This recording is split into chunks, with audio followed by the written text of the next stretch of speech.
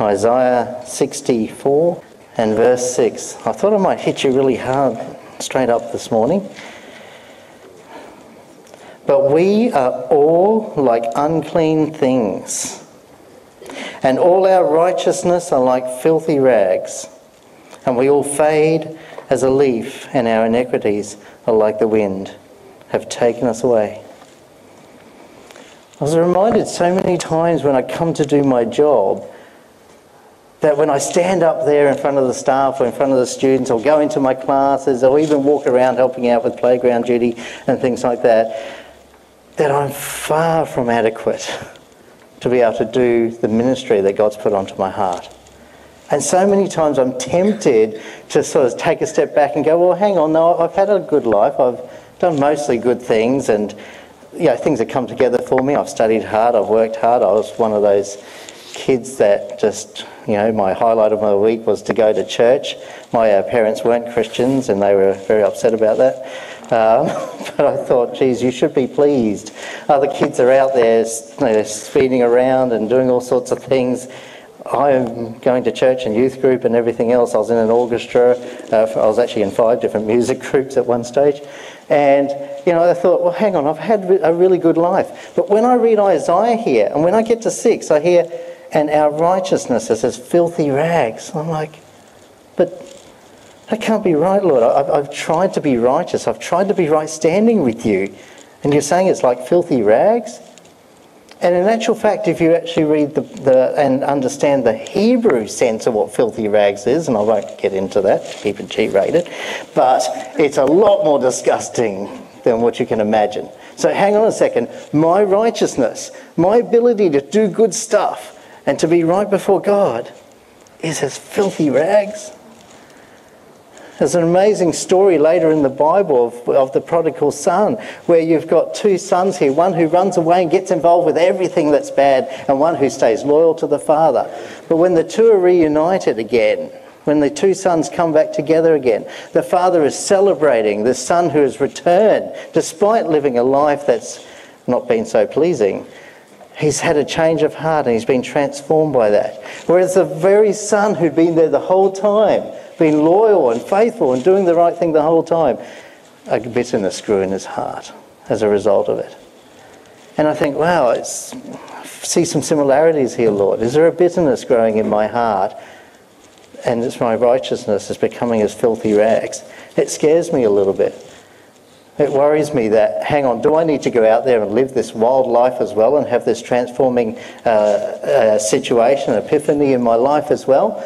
The answer I'd like to share with you as we go through this sermon, because I think there's a lot more to the story here. I shared a couple of times in previous meetings where I talked about the Garden of Eden, and we talked about the tree of knowledge of good and evil being a very influential part of the world as we see it today. That tree of the knowledge of good and evil representing the law and representing an attainment that we can never make. There's always another step there. We'll never be that perfect. And yet we live in a world that says and demands of us perfection. A world that says, hey, you're not valued if you're not achieving perfection. And in fact, if you call yourself a Christian, then we're going to place an even higher standard on you.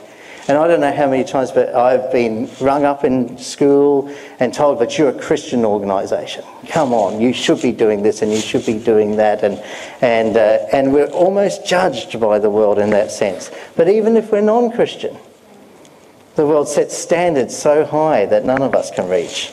The standards of beauty that are epitomised in the media today, none of us can reach. Well, maybe a few people can reach, but certainly not me. And it's a difficult situation to understand. And I want to just share a story with you before I get into the next verse that will brighten your whole world up and give you some hope in all this gloom and doom. My background is in medical science, and specifically medical imaging. I worked in nuclear medicine, where I'm injecting patients with radioactive dyes and then taking scans of their body. But a lot of the work that I was involved with centred around MRI, magnetic resonance imaging. It's a marvel of medical technology that hospitals all over the world now have. It's an amazing piece of technology. You know, the MRI scanner has no cameras. It has no X-rays. All it has is this massive magnet, which is enormous, and it projects radio waves into your body, and then it's got these coils that receive the radio waves out of your body. They get reflected back out of your body. When the MRI was first discovered, it was discovered by a group of scientists actually trying to work out why is it that when we project the body with radio waves, these radio waves come bouncing back out of the body. We've got to get rid of this. It's really frustrating. It's destroying imaging that we're trying to do. It's destroying the research that we're trying to do. And it wasn't for a little while that those very scientists realised that, hang on a second, those radio waves coming back out of the body are telling us a story, are giving us information. They've got a signal there that's telling us about the insides of the body. And then they were able to convert those signals into finding out what chemicals are inside the body. And nowadays we can build up an entire image of your body, of the soft tissues and hard tissues. That's something that X-rays could never do for us. And in fact, they can do it in real time, which means we can have an MRI scanner going while you're being operated on and actually be able to see what's going on inside your body. No cameras, no X-rays, just radio waves and some incredibly complex mathematics going on in a computer, converting that signal. But isn't it interesting how we took a problem that scientists were trying to get rid of, and it suddenly flipped and became something that was very useful for us. It's this whole flipping of our world and flipping of our ideas that people like Peter Sheehan talk about in his book, aptly named Flipped, where we've taken some of the world's business models and completely changed them as well. For example, if you look at Google, when they first started, they were offering free emails. I mean, come on, it's a business. How are you meant to make money if it's free? Nowadays we all look on and go, gee, they were clever. Why didn't we think of that? But so many times, again and again and again, where they've taken things in our world and completely flipped it. We just have to flip our thinking. We just have to shift our thinking all the time. One of the things that changed my life, I was about 14 or 15 years of age, dealing with a melancholy nature and a deep thinking about the world and people around me. And I had the privilege of going to one of the church elders' houses once a week and sharing with him my journey, and he shared with me his. He was very ill. He suffered from immense kidney stones. He worked at the University of Queensland at the time, and was an amazing man who did an amazing effect in my life. And he shared with me Philippians 4:8. That's been my real testimony that, you know, do not set your mind on the things of this world. Set your mind on the things that are praiseworthy, that are noteworthy, that are noble and true, and think about these things all the time. And for me, that was a changing point in my life, of changing my thinking, not stopping thoughts, not trying to stop thinking about certain things, but flipping my thinking onto things that make a difference in this world, of the good in people, and always looking for that good in people. The preps came up and asked me a little while ago, what is the best thing about working in a school? And I sat there and I was thinking about all my marketing responses, you know, oh, well, it's a family environment, and, oh, well, I want to make a difference in the community, all the usual things that, you know, are really true for me, but do sound like a marketing model. And I had to stop for a little minute while the kids were there, and I said, guys, would you mind just giving me a minute? I had to really think about my response. What did I really want to achieve? And just for a second, I spent some time with God, just right in front of him with my eyes open, and I said, God, what do you want to achieve through me? And I realised that really what it's all about is helping people achieve their dreams. I thought, if these kids are growing up with dreams and passions about life, and I'm empowering them, but not just the kids, their parents, the staff and their families as well, if they're having dreams and they're empowered to achieve those, wow, what a difference I can make in this community. What a difference God can do through me. And what a privilege. Somebody like myself. I didn't do too well in primary school. In fact, I didn't do too well in the beginnings of high school. It wasn't until later that God really started blessing me and started to see some success with my academic results and so forth. I didn't do too well when it came to having friends. My problem is I read people like a book. 10 minutes of speaking to you, I feel like you're my best friend. I forget that you don't feel the same way. And so I'm ready to go off to the movies and do all sorts of things with you, and you're like, who are you again? And it just throws me a little bit sometimes. I still make that mistake today. I seem to have a warped sense of things. I have a warped sense of time. I will ring my friends up and say, hey, what's going on? I haven't spoken to you in ages. I spoke to you 2 days ago. No, you didn't. It's been... I'll check my phone. It was 2 days ago. So it just seems to have a warped sense of time here. How could God take someone like me who seems to stuff so many things up and be able to flow out through my life? And as I shared last time, it seems to be through our weaknesses that we are made strong. Anyway, we've heard about filthy rags, and we've heard about how our righteousness doesn't seem to get us anywhere. We've heard about one technique that we can flip our thinking and flip our thoughts here. But let's hear what God talks about in the scriptures here. Can I get you to open up to Philippians chapter 3 now? Philippians chapter 3. And I was going to read most of this, but I'll just focus in on the key verse here, verse 9. So Philippians 3:9. And found in him, that's God himself, or Jesus, not having my own righteousness, which is from the law. So this is what we've been talking about, how the law, we can never achieve that righteousness. It's just not there. But it's through faith in Christ. It's the righteousness that comes from God by faith. And what we're talking about here is that despite the fact that it doesn't matter how hard we try, we'll never be right standing, we'll never be righteous, we'll never have everything right, God takes his righteousness, he takes the sacrifice that he made and places us over us. So when you're sitting there thinking, well, God, I do have some ideas and some dreams, and I would like to make a difference in the community, but, I've stuffed up. And I didn't get the results I thought I would, or things aren't quite working out for me. God says, hey, stand right, stand tall, be in right standing, because it's my righteousness that you are standing in. You can have the confidence of the world placed on your shoulders now, because it's not in your righteousness you're trying to make a difference in this world, it's in his. It's in God's righteousness that you can stand and go out in the community. And when the community starts chucking things at you and go, oh, what about what happened down the road there the other day? What happened about, when we asked you for help and you weren't there? What happened in your dark history? And there's a temptation there to lose value, to lose confidence, to go, yeah, you're right, I've got to deal with that. God says, no, I've dealt with that. You're forgiven.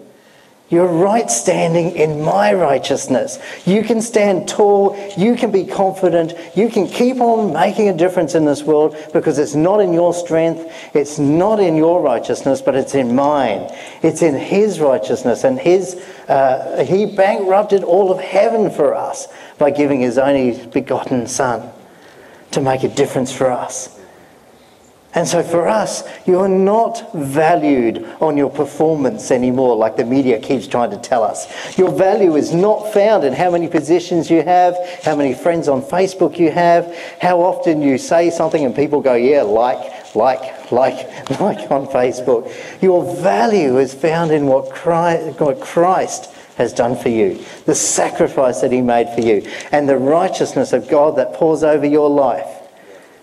And that you don't have to doubt for 1 second more when you leave this place that ministry that's been put on your heart, that dream that you've had, that twinkling about for years maybe, that passion that you wanted to make a difference in people's lives, that person you wanted to speak to, but, I don't know, what if I stuff it up? You can have the confidence to go up to them in God's righteousness.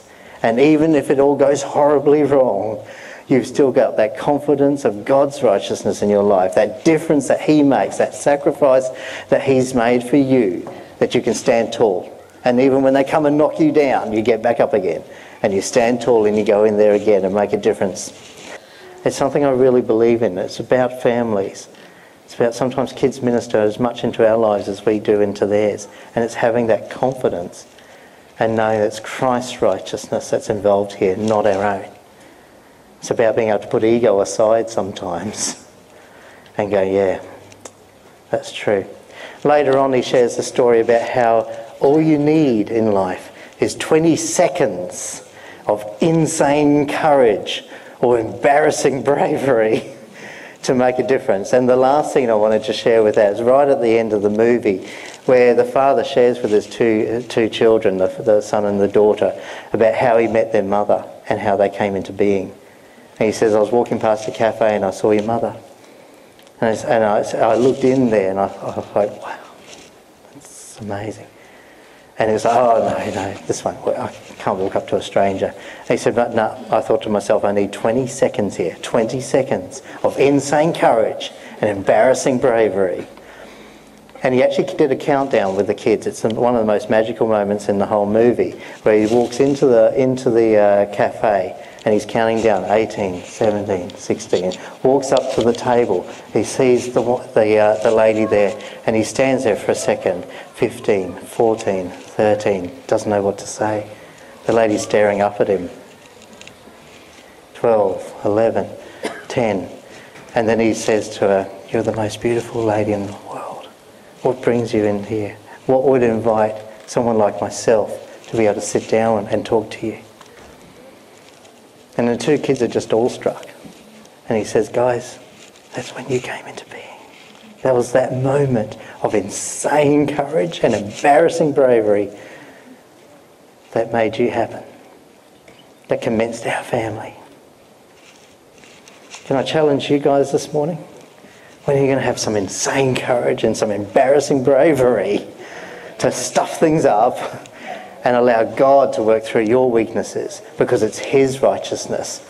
It's not the stuff-ups you've made. It's not all the mistakes you keep looking at and going, oh, I don't think I'll cut it. You know, it's God's righteousness. It's his strength that you're doing in it. So have some of that insane courage and that embarrassing bravery. Thanks, guys. Can I just pray for you before we leave? Father, I just thank you for an amazing church before me. I thank you for an amazing leadership team with Steve and Angie, Rod and Lynette. Father, I just really pray that you continue to bless them, continue to make a difference in their lives and help them to feel vision and passion for our community, Father. And as we slowly build our school and church and international college together, as we grow together, as we mature together, Father, help us to have those opportunities where we can rest in your righteousness and rest in your strength, where we can have some of that insane courage and embarrassing bravery, even if it's only for 20 seconds to get something done, to say to somebody something, to realise a dream that you put on our hearts. Father, help us to listen to your still small voice as it speaks into us and continues to prod us in that right direction and continues to build our dreams, Father. Lord, help us to be strong in you, not in our own strength, but in you, Father. In Jesus' precious name, amen. Thank you.